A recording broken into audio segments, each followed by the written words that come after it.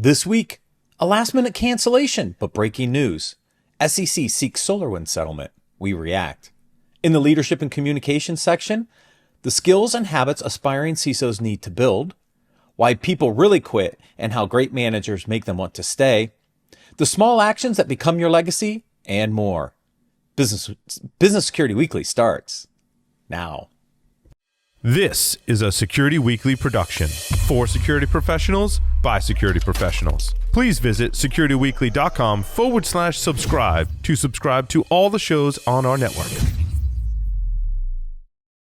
It's the show where we explore the business of security to improve the security of business. Your trusted source for actionable insights on leadership, communication, and innovation. Get ready for Business Security Weekly. Imagine a world where every threat, ransomware, supply chain attacks, zero-day exploits, is stopped before it can even begin. ThreatLocker makes that world a reality with a zero-trust approach to cybersecurity. By giving you granular control on every executable that can happen in your environment, ThreatLocker protects your business around the clock. No more guessing, no more gaps. Just rock-solid protection that keeps your operations running smoothly and your data secure. Discover how ThreatLocker's least privilege approach can safeguard your organization against known and unknown threats. Take the first step towards total peace of mind. Visit securityweekly.com/ThreatLocker today. Welcome to Business Security Weekly. This is episode number 403, recorded July 7th, 2025. I'm your host, Matt Alderman. I hope everybody had a safe and wonderful 4th of July. If you were in Texas, I hope you stayed dry. It was a little wet down here this weekend. Joining me remotely are my co-hosts for this episode. First, Mr. Jason Albuquerque. Hey, Jason. Hey, what's going on, Matt, Ben? No sports news. Everybody's kind of in the little summer lull, but I am starting to get fantasy football invites, so the season is coming upon us. It's coming soon. Also joining us, Mr. Ben Carr. You staying dry down there, buddy? Yeah, look, trying to. I guess when I do my little intro piece, I tend to weather's good, sunny out here, but no, it's really rainy in Texas. So we were up in Colorado for the 4th, got back on Saturday. I live right in the middle of kind of Burnett County, where the second day of stuff happened in Texas. So we walked into a little bit of water in the house and are dealing with that now. But people much worse off than I am. My in-laws live right down on the Guadalupe River. So just my thoughts go out to everybody. We know a lot of people that have been impacted, roads out here. So for everybody out there, thoughts and prayers to people being impacted, first responders, and anything you guys can do to contribute, listeners, to restoration efforts, help, just thinking about people. Yeah, it was a crazy weekend down here in Texas, that's for sure. All right, so we had a guest cancel. It's right after the holiday. It happens. We'll reschedule. It's okay. So I was trying to figure out, what topic are we going to cover? How do we want to do this? And I said, let's go an extended news segment. And as I was going through some articles, I said, wait a minute, we can spend a little bit of time on this proposed settlement between the SEC, SolarWinds, and Tim Brown, which it's interesting. There's two pieces to this article I want to cover. One is, I think there's great news for CISOs in general, because it looks like the charges are going to get dropped against Tim Brown. And things are going to get settled out, right? He was named in the lawsuit, supposedly defrauding investors, all this other stuff. And look, Tim came on this show not long after the SolarWinds attack, was very open and honest. We had a great conversation with him. And then, later he was indicted as part of this piece from the SEC. But it looks like it's going to get settled out, both with SolarWinds and Brown specifically. So to me, that's good news for the position and the role. I don't know what you guys thought of the initial announcement. I mean, think about it this way. Think about where we are from an administration perspective, right? The current administration, their focus is going to be on deregulation. There's going to be regulatory freezes. There's going to be focused on what they're calling eliminating the bureaucracy. There's going to be shifting enforcement priorities, right? We know that already. Where they're going to, at least with the SEC, they're going to be looking at maybe focusing more toward the fraud protection side of the aisle, lowering the corporate penalties. And And then, I mean, the administration has been since day one, going in for regulatory change through executive order, any means possible, right? Any type of Biden era regulation, they're going after. They're pulling back. I mean, we knew this going in. I mean, January 20th, we knew this stuff was going to start happening. There's one interesting line at the end of this article, though, to that point, and that was the second point, Jason, and you brought it up before I got there. So far, the SEC has not moved to rescind the rule requiring cybersecurity disclosures in annual or periodic reports. That settlement may or may not be in that point in that direction. So to your point, we saw the previous administration look at increasing cybersecurity disclosure rules and things like that. This administration more lenient on that fact, but hasn't fully rescinded the rule. So as of today, cybersecurity disclosures are still required in the 10K. That may change, however. Right. Yeah. So I have to come in, like, Matt, you said, you think this is good for CISOs in the job, right? And I'm of a mixed mind on this, right? Like, it's a complex discussion. I think, like a lot of the CISOs I talk to, a lot of people in the field, like practicing people, and even people who've just recently gotten out, I think we were hoping for more out of the SEC regulations, right? Like, we were hoping for more of a seat at the table. We were hoping for kind of a little bit of wind behind our sails to actually carry forward this thought that we're not doing everything we should do from a cyber perspective. I'm more concerned than ever now from the cyber perspective if things are going to go in the right direction. And I think, yeah, this is good for Tim. This is potentially good for CISOs taking a little bit of weight off about something happening. But for the role and the importance of cyber, I kind of think it's bad. When do we take this seriously? And it's this, yes, I'm for deregulation. I've said this before. Like, I've always come out and said, I'm not a fan of regulation and, people coming down hard-handed on people. Like, we're doing the best we can. But the problem is, like, we're fighting it alone. Like, CISOs are out there as the only man on the island, and the CEO and the other execs in the board are on another island, like, laughing at us, saying, like, just shut up and be happy on your island. And I just want some support. I'd like the Marines to land and say, hey, we're here behind you and we're supporting you and we're going to take this on together. So I don't know. I'd come out so bifurcated on these issues because, I don't think CISOs want to be sued. I don't think we want a lot of the personal responsibility, the potential for lawsuits and shareholder action. Yet at the same time, without it, I just think this is a kick the can down the road, and we're going to be in a worse state in the future. I mean, here's my question for you guys, because Ben, honestly, I feel exactly the same way, right? I'm torn because I'm an advocate for less regulation as well, right? I think it adds a lot of bureaucracy. I think it adds a lot of inefficiencies. But and it's done poorly a lot of times, right? Like they regulate the wrong things. Most of the time, it's done poorly. And I struggle, right? Because I do see us taking steps back, at least from an executive branch stance on cybersecurity. I see us taking steps back, and that concerns me big time. My question to you guys, because this is what I'm struggling with. We sat here on this show when the new rules came into place and we said, not enough. Not so great. They could have done better. They could have done more. Now that we're rescinding this, right? Is it an opportunity to do better? Is it an opportunity? Because it's all about balance. And I don't think the last set of regulations were great. Pulling this back, is it a time to reset maybe? I don't know. And this is where I'm struggling. Does it give us an opportunity to maybe do it right this time?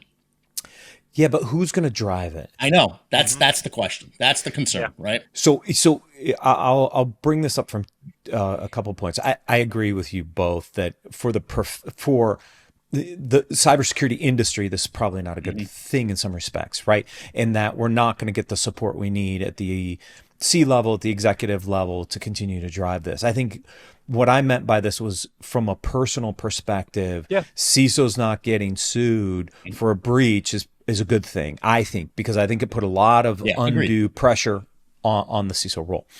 Now, to your point, when we think about this, Jason, from a regulatory standpoint, I don't know that I think it's better in Congress to do something than it is via the agencies. And here's why, because you're seeing this play out in various places. Administration change can change how an agency directs business, right? Yeah. The 100%. only way to codify this in a way that moves the industry forward is Congress needs to act. Yep. And is there anybody left in Congress to act? Well, And- there was you know, there was that that was gonna Supreme be- Court ruling. There was a Supreme Court ruling recently, like not recently, but like about 2 years ago, I guess, right? The one where the it Chevron basically case. said, yeah, Chevron. Thank you. I couldn't draw from it, but that was supposed to fix this, right? Of like, yeah, agencies can only implement things that are codified in law, and they're limited to things that are in law the way it's in law. They can't just make up their own stuff. That was supposed to help, and given that. Yes, agency enforcement is what it's supposed to be, but not agency developing new regulations or new controls. That should stay in Congress. So I agree with you on that. But the problem is, man, looking at people who are in Congress, I'm not confident that they have the awareness in this area to do the right thing for the most part. I mean, there are still a few left. I mean, you know, we had Congressman Langevin from Rhode Island, who was, I mean, the original, talk about 15 to 20 years ago, calling up that cybersecurity was an issue, right? Long time cybersecurity advocate. He's gone, right? He's retired. He's no longer there. But there are still some people there holding the flag. You have Committee Chairman Green. You have Congressman Fitzpatrick, Senator Rosen. There are folks there who still hold the flag. It's up to them now. It's up to them to start driving these conversations. Yeah, and there was some interesting negotiation tactics in the Senate bill prior to the bill signing this weekend, right? On AI and privacy and regulations, right? And there were some compromises made. There might be some appetite in certain areas to do something in Congress because they did, I think that measure passed like 99-1 or something to remove some of those restrictions out of that bill. So there could be, if someone were to cheerlead this thing through, there might be some appetite because I saw some really interesting rallying around aspects of AI provisions and what the states could and couldn't do. Maybe we can get there someday. I don't know. Right. It's not all gloom and doom over there. Yeah. I mean, here's the thing though, right? At the end of the day, I think we as cybersecurity professionals, I talk about this all the time, put skin in the game. We have to be going to our local our senators who represent us in DC, our congressmen who represent us in DC, and we need to go advocate for that. We need to get a network of folks who are in our districts and go advocate, go put pressure on them. Make it a topic. We're the voters. We need to put pressure. Yeah, we do. We do. I guess I got to go down to the State House, Ben. We might have to go. Anyways. Yeah, we'll protest, Matt. There we go. Get our signs. Cybersecurity for everyone. Hey, listen. At the end of it, if you don't put skin in the game, don't be a Monday morning quarterback. That's why I say it, right? I mean, put skin in the game. Let's do this. Yeah, I meet with folks here, representatives from Rhode Island, at least quarterly, trying to have conversations on how to move the needle. Yes, it takes time. Yes, it's frustrating, but let's put skin in the game. Yeah, my question is just that, or my concern, not my question. My concern over that is, look, I think if you're in the circle, you know what's going on and you know why we're concerned, right? Listeners out there who are in cyber, like, you know the problems, you know the potential impact that could happen for power grid, for supply chain, for any of this stuff, right?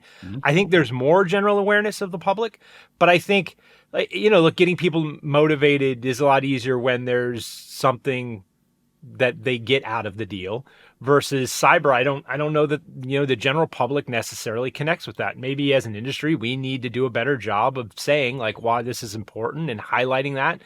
But I think until that trickles down and everybody really realizes what stake they have in the game, if stuff really goes wrong, like this is not going to get the traction it needs. And that's a big problem. You know what's going to trigger it? Some event related to AI privacy exposure, something goes wrong, will probably be the triggering point somewhere in the near future that this becomes a big topic. Yeah. I mean, again, at the end of the day, I don't think your general There's been a lot of privacy issues that have happened. But at the end of it, I don't think your general voting citizen is the people to put the pressure on congressmen and senators right now? I think it's industry. I think it's us. We're the ones who need to be educating them, having them bring it to the table, right? Because there's so many things out there that your general public doesn't know about. National defense, they don't know about it, but they're writing bills for it. Critical infrastructure, right? I mean, take national defense. Like it's a grab for money in national defense, right? Sure. It's not a grab to do the right thing in national defense sometimes. And I think when you look at security, the challenges here, it goes back to that first thing. We're on a separate island, right? And the rest of the board and the CEO and the E staff, they're sitting on that other island and they're not advocating for it. Like I would agree if they would advocate for it, we could get companies to say, this is intolerable. We can't exist without, ransomware is such a scourge on the industry that we need the federal government to do more stuff. But I'm not hearing that voice echo, right? I'm hearing a bunch of security guys. And that's just like without the advocacy from other people with us, that's a hard sell. So I'm all for it. I believe it's a grassroots effort. I mean, you wouldn't have gotten drunk driving laws without grassroots efforts. You wouldn't have got seatbelt laws without grassroots efforts. You wouldn't have got tobacco laws without grassroots efforts, right? Because guess what? Industry was owning that stuff. The automobile industry, the tobacco industry, they owned it. They had the pockets. They had the money. Yeah. I think we can get this. I think we could. CAS, we need to form CAS, CISOs Against Stupid. Yeah, that'd be great. There we go. All right. That was our topic. Let's dig into the rest of these articles, shall we? Yeah. So these first two articles are somewhat related. And if you dug into them, which I did today, the first one is around CISO skills, right? What are the CISO skills and habits aspiring CISO or CEOs need to have, right? CEOs. And in here, they interview 3 former CEOs and they talk about kind of what are those skills and habits. And it was interesting because Ginny's in here from IBM. And anyway, so you get into this article and you start digging in, and this term resilience comes up twice. Comes up in 2 of the different segments, right? One is resilience through relationships. The other one is just resilience in general.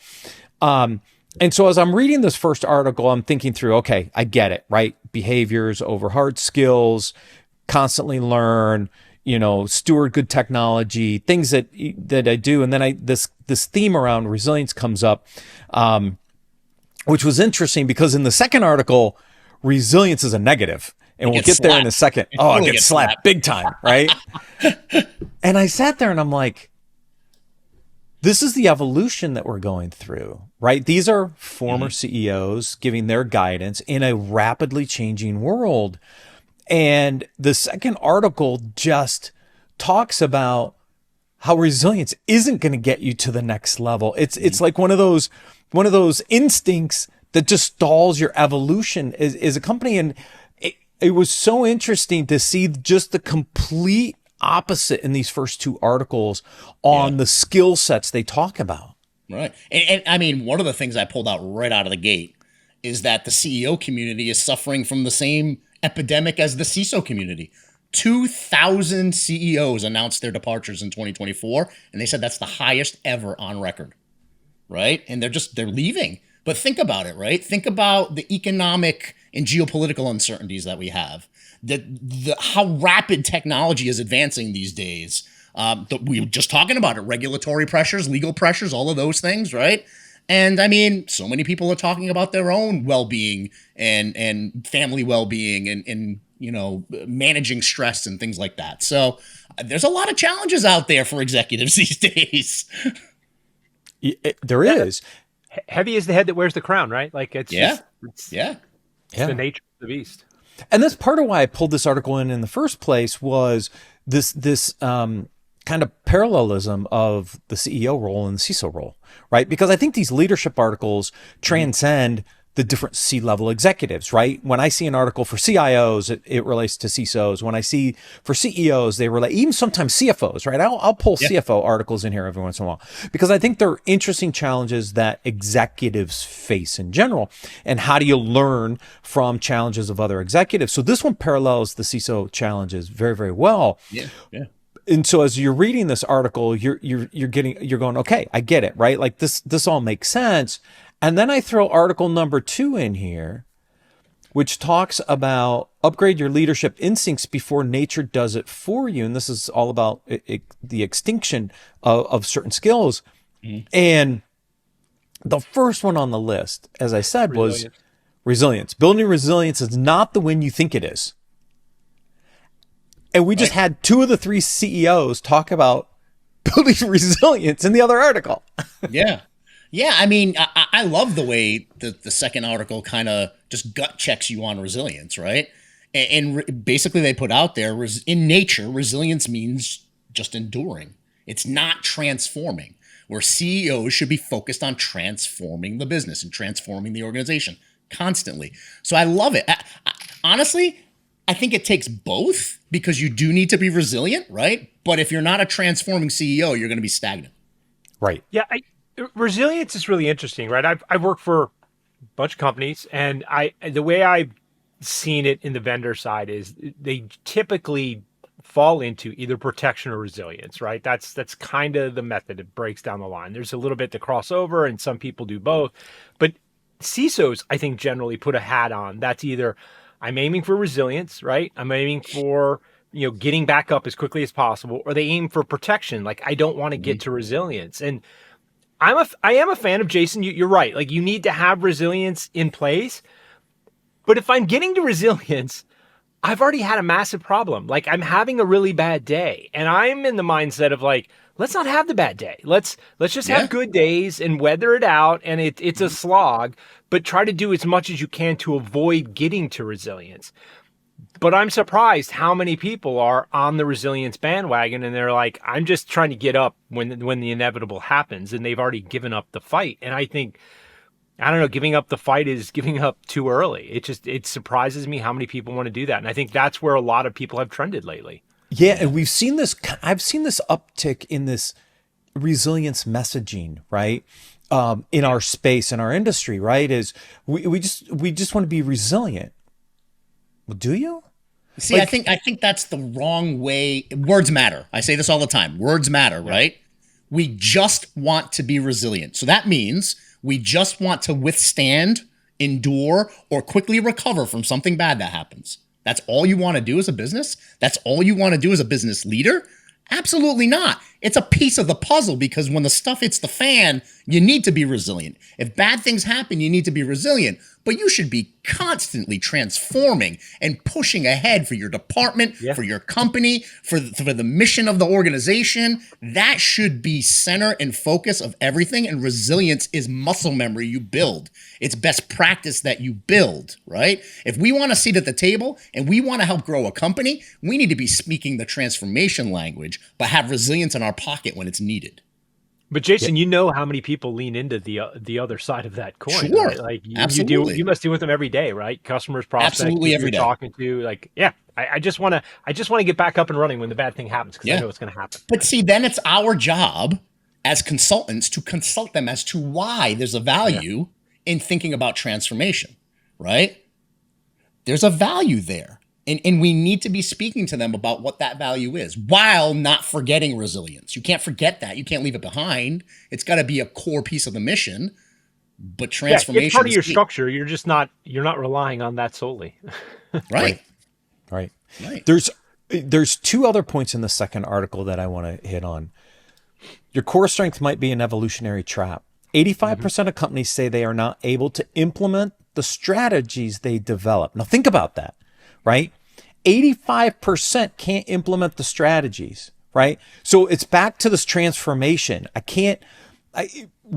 We have a strength, we're here, but we can't move beyond that. That's a huge challenge in the industry. The second one is even more interesting to me. Customer obsession can anchor you to the past. 95% of new products fail because companies respond to what customers say rather than anticipating what they will need. Yeah. And both of those are being reactionary, right? That's reaction. It's not being forward thinking or transformative. It's truly not, right? And I think there's self-fulfilling prophecies when you get to that point. They really are. And this is why consultants like us have to come in and be like, hey, wake up a minute, hold on. And our methodology, at least in my company, is secure, modernize, optimize, innovate. We have to take you through the journey and be constantly thinking through that journey. Security is the foundation. It's everything. But we also need to be thinking about modernizing your organization, optimizing it once you have the right tools and technology and people in place. And then how do we start thinking about innovation after everything we've built? Now that's a philosophy right there. And that second one, that the obsession anchoring you to past, like that's a tightrope, right? Because you can fail the other way too. Like you can not listen to your customer and be like, no, I'm smarter. And I've seen a lot of security startups fail on that, right? Because they're like, no, customers are stupid. I'm too smart. I know what they want. And they go out and they build something that customers aren't willing to buy, or they build an MVP that's not ready yet, right? And they try to release it and they wonder why people aren't buying it. And it's like, because you're not listening. But yeah, if you do listen exclusively to your customers and you're not seeing the market change, yeah, that's a problem. It's a balance though, right? This is why customer success programs are so important, right? Because at the end of it, you can be anticipating what the clients want. Their feedback is huge and extremely important. They have to be part of the strategy moving forward. That's where the balance lies. And then as you're innovating, you're putting things in front of maybe your client advisory board, saying, hey, here are some new innovations. Here are some new things we're thinking about. Then you market test it with a subset of clients. And if they're like, thumbs up, this is awesome, keep rocking and rolling, or I would never buy this, it adds no value to my organization. Now you have feedback and you're involving your clients, right? But you can't just put those blinders on and say, like you said, Ben, my clients are stupid, I'm just going to push whatever I want on them. That's not a good approach. That's the other side of imbalance. Right? Like when you form a customer advisory board and you bring those people in, it can also be just people who are going to say yes. Like there's this tendency to bring people in who are just, I'm going to go along with the flow. Yep. Your most ardent, you want to bring people in who also have a contrary point of view and who are able to point out the things that you're not seeing, right? And so just 100%. As you said, Jason, balance. It's balance in everything, right? Yep. It's got to be. Yeah, Ben, I think the distinction I would make just quickly is a startup that has not achieved product market fit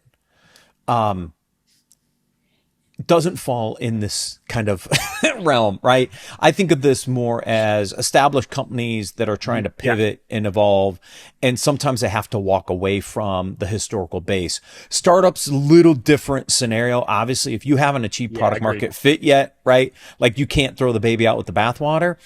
I see this more for established companies where they're trying to evolve, they're trying to move, and they put examples in here, right? They talk about Microsoft under Satya Nadella. They talk about Tesla and Kodak and right, these different evolutions that they had to make or not and die, right? And so to me, this is more of an established company. Startups, they look, until you achieve product market fit, you're beholden to your customer base almost.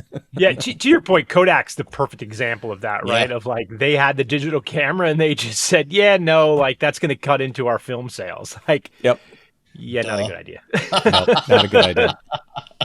Not a good idea. There are some pointers in this article to help you through this. We don't necessarily have to go through all of them here, but it was just this stark difference between Article 1 and Article 2 that really caught my attention today as I was reading these. All right, next article: how to start a cybersecurity career with no experience. Who doesn't want to start a cybersecurity career? This was a long article, man. And I read through it and I'm like, we could spend multiple segments on this one article because it just kept going on and on. But it's funny because they brought in two industry experts to kind of talk through their thoughts. And when I put them side by side, because I have my opinions on education and bringing up the next generation of workforce. One of the experts they brought in said, begin by understanding your strengths, interests, and working styles. The other expert they brought in said, start by aligning to your instincts, not just what's in demand. Words matter. If I relied on my instincts, I would have been in LA trying to be a rock star or something like that. because I thought I was a pretty good guitar player. Right? Oh, you're on mute. You never know if that was going to work, Jason. Like the road less traveled, right? Like maybe you aired. Yeah, right. Maybe highly unlikely. You could have been at the Osborne tribute this weekend. Right. I take the opposite look at it, and joining the military forced me to take an aptitude test. It taught me what I was good at, my strengths. I focused on my strengths. That allowed me to become successful, right? Right. So those two statements right there, I kind of took and I put them side by side. I'm a fan of focusing on your strengths. Figure out where your strengths are. Then you can start looking at choosing the right cybersecurity domain. Don't just go on your gut. Don't go on your gut, because that's how we get starving artists and starving musicians and those type of things. And children living in your basement. That's right. Yeah.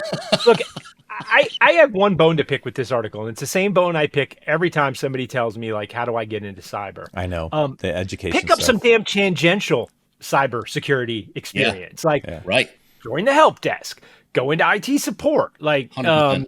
pick up some networking skills, like do anything other than trying to say, hey, I want a cyber career and I've got no experience. Like it isn't an entry level job. No. It just isn't.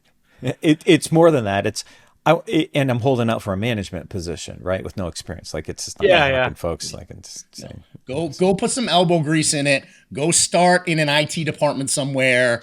Go get your chops, right, and start learning, and have them put you through some maybe training internally with their cyber team.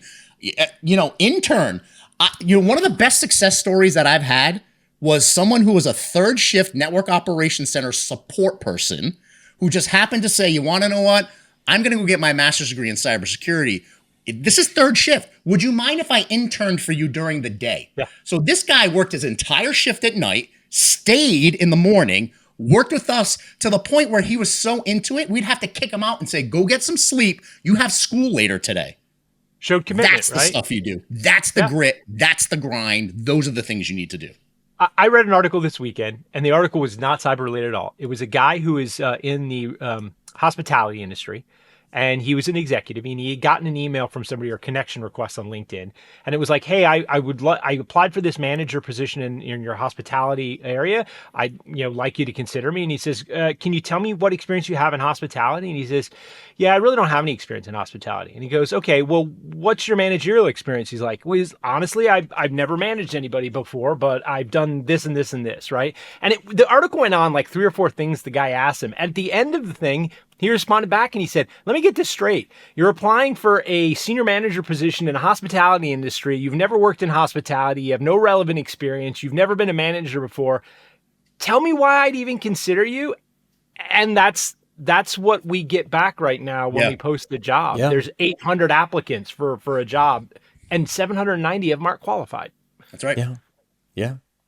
It does tell you, and I thought the other interesting part was it looks at some of the positions that are good entry-level starting positions in this space, right? A SOC analyst, IT security support, we talked about help desk, GRC or compliance intern, where you don't need to have a lot of technical skill set per se. And then there was a threat intelligence researcher assistant position in here. Those are some of the entry level positions, right? To gain some experience. You don't necessarily need to have cybersecurity experience in some of these roles. Some of them you might want a little more technical experience, but like I've seen a lot of people on the GRC compliance side that aren't. GRC is a good area. It's a really good area, folks. Like it's. I mean, at the end of it, even to Ben's point earlier, as a leader within your organization, build a roadmap or let's call it an apprenticeship program and work with the other leaders in your business. Guess what? You could get somebody working for legal. They could become a really good GRC person. They could become a really good cyber person. You could have somebody in IT. You could have somebody on the HR side who you want to get into maybe the social engineering side of the aisle. Build some type of a pathway into your department. Build a bench. That's the best way to get talent that you want, that you can curate, that you can build to the skill sets that you need within the organization. Move around the company, build relationships there, and start that type of a program. And I would look for people, like specifically, like I would look for people in HR. I would look for Hmm. people who had some type of legal background or working with the legal Yep. department, right? Somebody who was in IT, like somebody who showed some initiative. And I said, look, you have some tangential skill ability. Would you like to come over and do some stuff with us in security? Sure. And that has worked off several times. I've ended up hiring people into roles, into project managers, right, for Yep. cyber, where then they can build up experience because look, it's not that hard to be an entry level project manager, right? I can utilize you, you can learn about it, Hmm. and then figure out, okay, out of all these domains, where do I gravitate towards, and how can I then start a career? 100%. 100%. Why people really quit and how great managers make them want to stay. We've all heard the saying, people don't leave their jobs, they leave their managers. More specifically, they leave micromanagers and absentee managers. So how do you fit in the middle? And that's what this article is all about, is through being a partner with your team in order to be It's funny, like successful. the first thing I said, I read the article, and first thing in my mind I say is, don't be a manager, be a leader. Don't be a manager, be a leader, right? Lead There's a lead company. people to success. That's your job. I can't remember what company it is, but they don't call them managers; they call them coaches. Yeah, And I love that concept, right? Like sure. just the Yeah. mindset of changing people, like, hey, you're a coach, you're not a manager, right? You're Hmm. not here to micromanage, Right. coach, advise, like Right. lead people, right? Yeah. Yeah. And that's what this article talks about, is how do you partner with your team to actually, so they want to work with you, right? So Right. Right. it's all about that active state. Now, And but again, but balance, right? You have yeah, one side of the pendulum swing, which is absentee management, and then you have the other side, which is 100% micromanagement in your Yeah. business all day, every day. The success is in the Balance. middle, where you're in that partnership column that's in the article. Yeah. There's a balance, right? And if you find the balance in the Balance. force, it will That's be a right. peaceful space. I do want to ask a question here because I know it's not the way the article is positing it, but and how great managers make them want to stay. What are your thoughts on somebody comes and says, "Hey, I'm looking to leave the organization. I've got a better offer." Like, Jason, Matt, do you try to convince them to stay? it depends. It does. And I've had to do this multiple times Hmm. in my career. Sometimes it depends, right? Depends on the resource and who they are and what they kind of want to do, right? And so if you understand your employees, you can make the decision on whether you try to keep them or not, right? What makes them tick? Why would they leave? In some cases, I've tried to save them because I thought they were making a mistake for where they wanted to go in their career, and leaving would not have gotten them there. Yeah, maybe it was more money, but it wasn't going to set them up for success. In Yeah. other cases, I let them go, and I actually encourage them to go. I've encouraged some people to go at times, only because I knew, based off the company dynamics or where we were, whatever, that they would be better off somewhere else. So sometimes you do, sometimes you don't. It just depends. Yeah, and see, that's the positive side of being able to really get a good relationship with the folks who work on your teams, right? Because you'll understand where they want to be future state, and you could sit back and say, you want to know what? Here in this organization, your career trajectory is going to get capped here.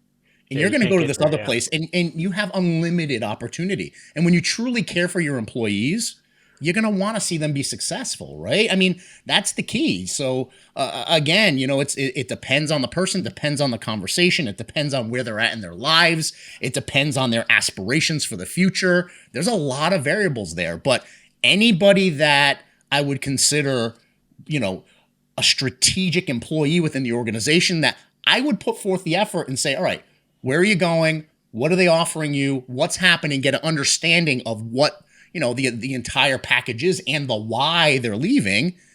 And if we have the ability to do something, absolutely put it all forward.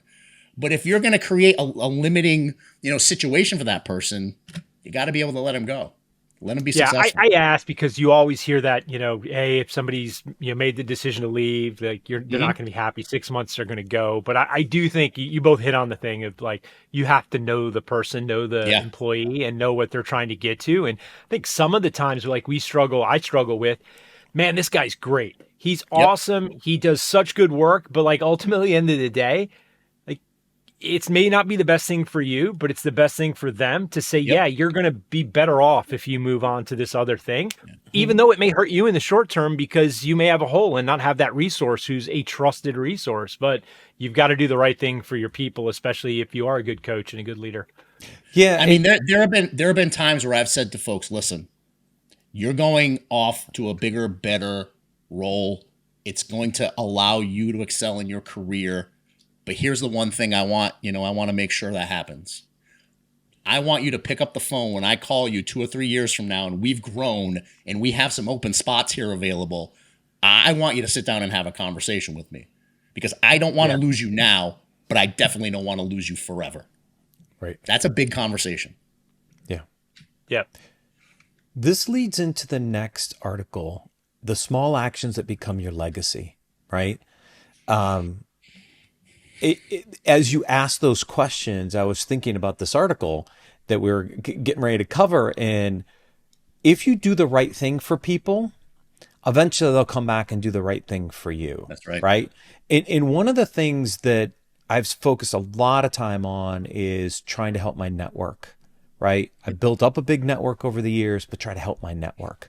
Right. If people are looking for a job, I'll try to find it. When recruiters come in, I'll give them candidates. Like, I've always done that. Well, and I believe that because we are a tight knit community. We're all 1 to 2 degrees of separation away from each other. Mm-hmm. And all I want to be able to do is help. Right. And if you understand your employees, they want to leave, you put them in the right position, eventually it's going to come back around and they're going to help you when you need help or help one of your employees. You just never know where it's going to lead, right? Yep. And so I'm reading the first line of this article. How do you want to be remembered? I want to be remembered as not being an asshole. I love it. I mean, that's it. There's a part of this article that really rang extremely true for me and the great leaders that I've ever worked for and with, right? It's how they showed up every day. It's the way they treated people. And it's the values they'd acted on even when nobody was around and nobody was looking, right? Those are the things for me that create strong leadership, creates a legacy, creates trust. Like we've talked about this, the basis of every relationship is trust. And when you can build those high levels of trust, that's when you build that legacy, right? That's when you build that. And it's not about the prizes. It's not about the kudos. It's not those, be humble. Right? Be humble and do your thing. Show up every day. Treat your people right. Have their back. Have values, right? And just make sure be a good human. Just be a good human. Yeah. Right. We talk the last article, and we talked about, how do you start? How do you get in a career? How do you go somewhere? Right. I think the bigger thing to this article is like, look, what do you want for a career legacy? How do you build that? You take care of other people. They'll take care of you. And like when you need something, when you need to call in a favor, when you need a job, right? Yeah. You've got that circle you can reach out to and call. Yeah. And I think how people speak of you is really, really important. So yeah, I mean, I think that's absolutely. The moral of the story, though, is don't go into it with any expectations of anything in return. Yeah. Ever. Nope. Ever. That's when you get in trouble. Do it because it's the right thing, not because you're getting something out of it. Do it because it's the right thing. Exactly right. Trust me, it will come around and help you later. It just will. It has multiple times in my career. It will. Trust me, it will. Yep. Yeah. All right, last article, which is a really good one as well. How to address speaking anxiety.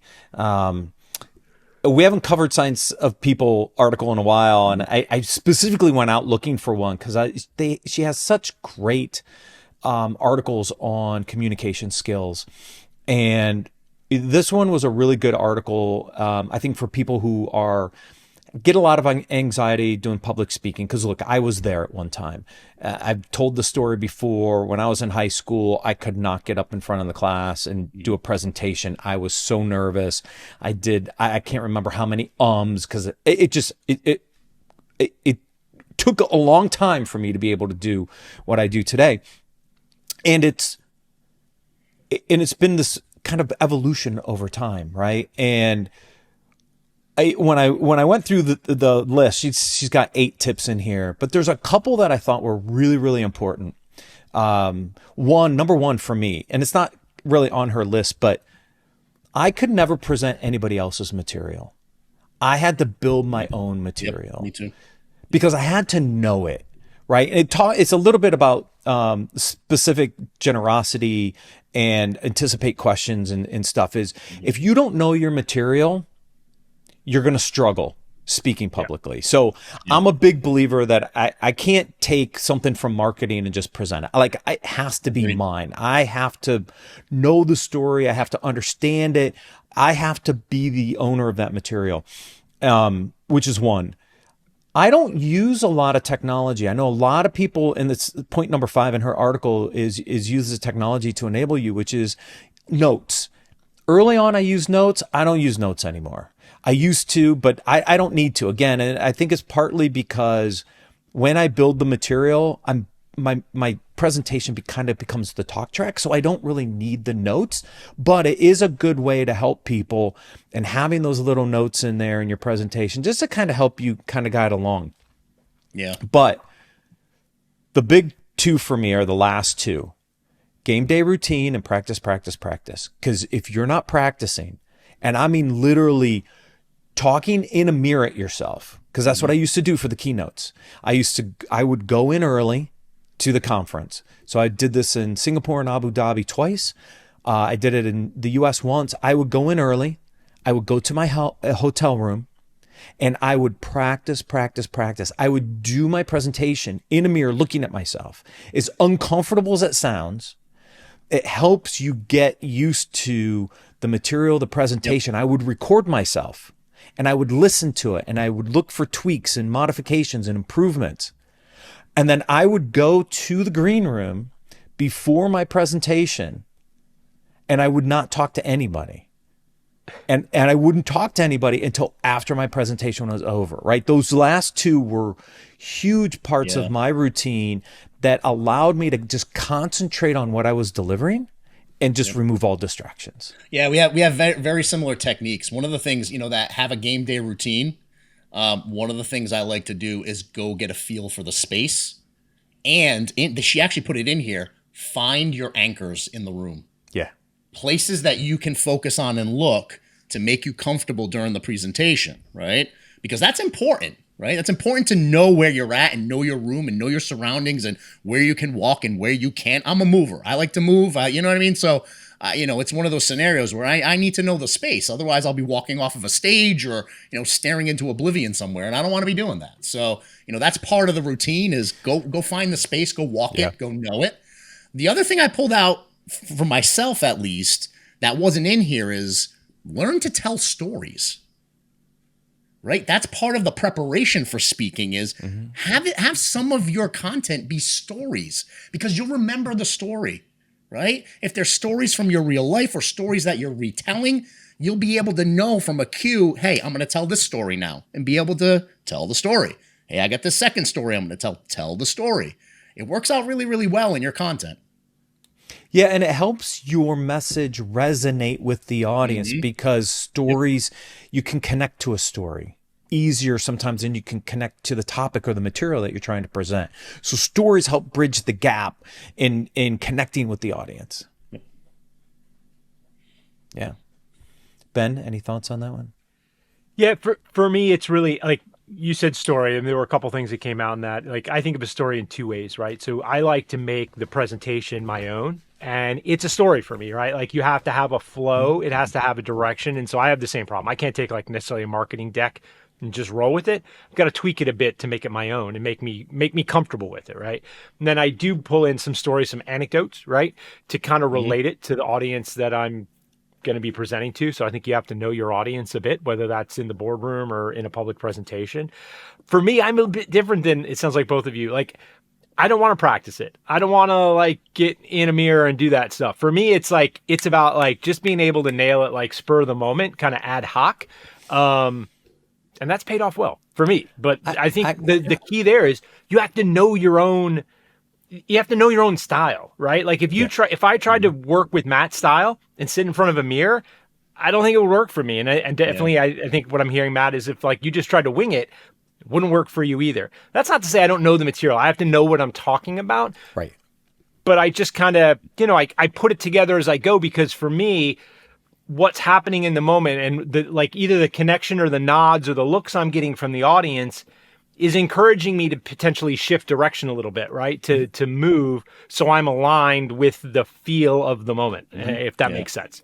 It does. It does. Look, I'm not sitting in a mirror every Monday morning practicing BSW. Exactly. Okay? I've been You doing lie this so much. You do this whole thing. Like you make a show up 3 hours ahead just so you can go over the whole thing ahead of time. I do, but I do sit down 30 minutes before. So just so people know, every Friday afternoon I prep. I pull my articles. I do all my work. That way you guys have articles 30 minutes before we join. I block out because I reread all my articles and I prepare it. So I do a level of preparation because that's how I work, right? But you're right. I'm not like reading my run a show script in the mirror, looking at myself and recording myself to make sure it sounds okay. I've been doing this one long enough. I think I got this one. I think you get to that point though, right? Like I think what I'm hearing you say necessarily is, look, it was, I can remember very early, right? Like college, like first couple jobs, there is a nervousness to figuring out how to do this. But I think once you get to it and, look, you've been doing podcasts as long as we have, you've been talking to audience as long as we have, you do kind of get this muscle memory for it's just a flow, right? Like now I can sit down and I can interview a podcast guest and there's not a lot, I don't have to do a lot of prep, right? I kind of know my flow of how I'm going to go. And I think that works better for me. I do know other people who that would never work. They wouldn't feel like they'd have the questions ready. They wouldn't feel like they'd know where they were going on a talk track. And so know yourself. We talk about this a lot, right? We've talked about this in your career, like know yourself and what type of CISO you are and what type of role you want to have. I think it's that self-awareness that's going to make you succeed in all these things. Self-awareness. And with that, it's time to wrap this thing up, boys. Thank you, gentlemen, for joining me today. Thank you, everyone, for watching and listening. We'll see you next week on Business Security Weekly.